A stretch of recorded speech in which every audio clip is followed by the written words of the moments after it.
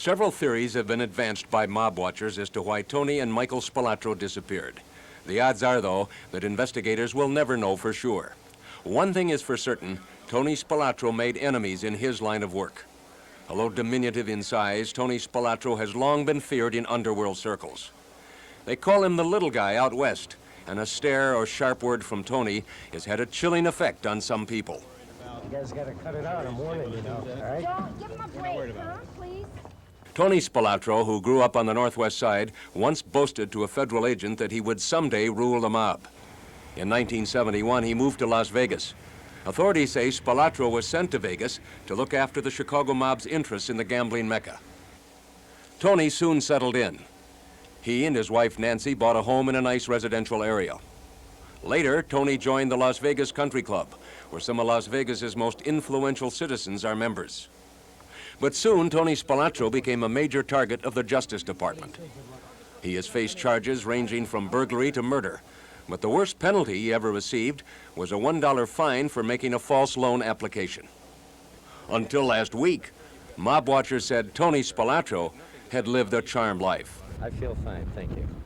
Michael Spilotro also seemed destined for big things. A part-time actor, Michael operated a popular West Side restaurant, Hoagie's. But Michael ran afoul of the law earlier this year and was indicted on extortion and tax charges. 9 days ago, the two brothers disappeared, and now authorities believe they have been murdered. The grave was found last night by a farmer who thought it might have been dug by poachers. But when a state official was called to the scene, he found one body, then called police. After comparing dental records, all doubt was removed.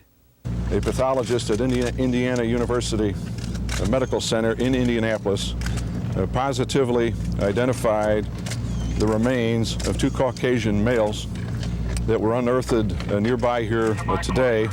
Those males were the Spilotro brothers, missing since June 14th. The brothers were about to go on trial on a variety of criminal charges. The injuries were primarily blunt force injuries.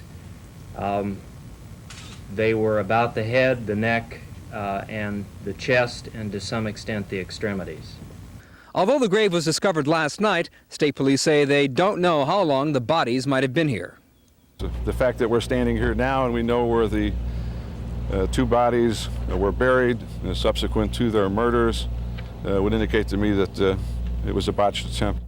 Part of the FBI investigation now focuses on this burned-out car, which may have been used to dump the bodies. Stolen from Chicago's South Side, it was found about 2 miles from the gravesite, 2 days after the brothers were last seen alive.